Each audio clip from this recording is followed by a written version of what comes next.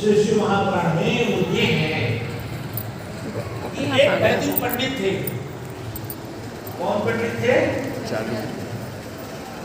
उज्जैन नगरी में, अवंतिका नगरी में एक वेद के महापंडित थे। उनके 4 बच्चे थे। इनके पंडित जी के 4 बच्चे थे। वो चारों बच्चे भी वेद के विद्वान थे। साधु, उनके चारों बच्चे वेद के विद्वान थे। पंडित जी का शरीर पूरा हो गया और ये जो चारों बच्चे थे साधु, ये चारों बच्चे बचे रहे।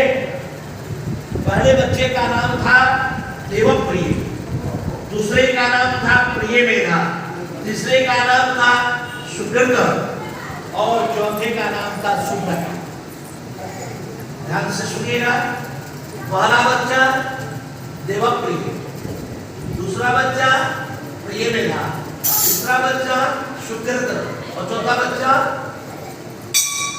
सुब्रत। 4 बच्चे थे पंडित जी। देवप्रिय, प्रियमेधा, सुकृत और सुब्रत, ये 4 बच्चे थे। दूषण नाम का एक राक्षस हुआ जिसने ब्रह्मा जी को ध्यान में लेकर तपस्या की और ब्रह्मा जी से वर प्राप्त करके समस्त देवताओं को अपदस्थ किया, च्युत किया, नष्ट किया। साधु, हाहाकार मचा दिया। क्या नाम था उसका? दूषण। दूषण नाम का राक्षस था। वो दूषण नाम के राक्षस ने सारे वेद धर्म को लुप्त कर दिया। जहां जहां वैदिक परंपरा थी, पूजा पाठ, मंदिर, सबको ध्वस्त कर दिया। सब पे आक्रमण किया, सबको ध्वस्त कर दिया, ध्वस्त कर दिया। अब वो पहुंचा, उसको पता चला, उसके लोगों ने बताया कि उज्जैन अवंतिका नगरी में अब केवल वेदाध्ययन हो रहा। वही वैदिक पंडित बने हैं, वैदिक आधार से वही लोग जी रहे हैं, बाकी लोग नष्ट हो चुके हैं। तो दूषण ने कहा कि ठीक है, हम चलते हैं वहां पर।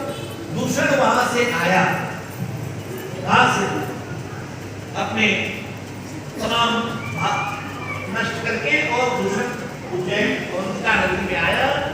और जब वो आक्रमण किया किसने? दूषण ने।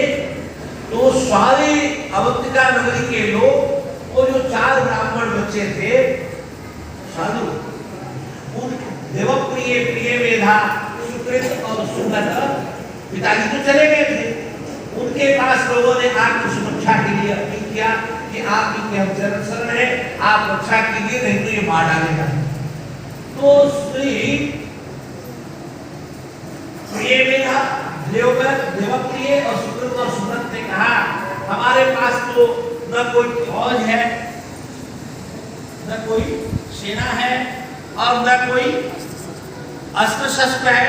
हमारे को तो भगवान शंकर जी का केवल विश्वास है, श्री शंकर जी का विश्वास है। अब बाकी हमारे को कुछ प्राप्त, और सामान्य आदमी भी अपने विश्वासी की रक्षा करता है। बाबा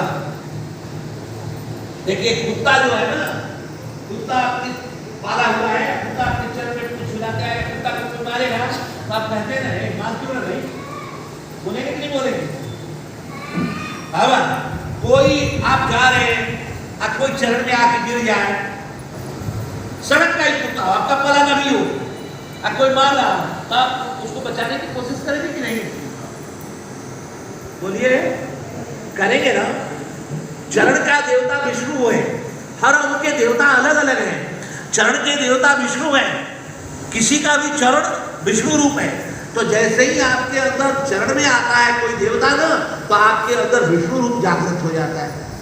और विष्णु रामकृष्ण है, और श्री कृष्ण कहते हैं सर्वधर्मान परित्यज्य मामेकम शरणं व्रज अहं त्वां सर्व पापेभ्यो मोक्षयिष्यामि मा शुचः। सभी धर्म छोड़कर मेरी शरणागति लोगे, मैं तुमको हर तरह के पाप से मुक्ति दिलाऊंगा, सोच करने की जरूरत नहीं है। तो चाहे किसी के भी चरण में गिर जाए आप। हाथी मार रहा है, हाथी हाथी जंगल में हाथी के चरण में आप गिर जाएंगे, वो आपको मारना छोड़ देगा। कई बार आप देखेंगे बाबा, कई बार आप देखते हैं कि जंगल में ये हिरण का बच्चा शेरनी के पास चला जाता भागता हुआ, शेरनी उसका देख रेख करती है, केयरटेकर वो बन जाती है। शरणागति का इतना वैल्यू है, चरण शरण जो हो जाने से वो हर कोई रक्षा करता है। जब सामान्य रक्षा करता है तो शंकर जीव जब रक्षा करता है तो शिव का क्या कहना? ये किसने कहा? ये चारों भाइयों ने कहा, जो वैदिक पंडित थे, कहा मेरा तो उन्हीं पर विश्वास है। इन लोगों ने लड़ाई उड़ाई की कोई उपाय नहीं किया और दूषण आए और हाहाकार मचाकर उनको जैसे ही मारने के लिए इन पंडितों पर आक्रमण किया। वो पार्थिव शिवलिंग का पूजन कर रहे थे, उस पार्थिव शिवलिंग से गड्ढा बना और महाकाल के गढ़ बोल महाकालेश्वर भगवान की, और दूषण को मार डाला। ऋषियों ने, देवताओं ने उनकी प्रार्थना आरती उतारी महाकालेश्वर की और प्रार्थना की, हे प्रभु।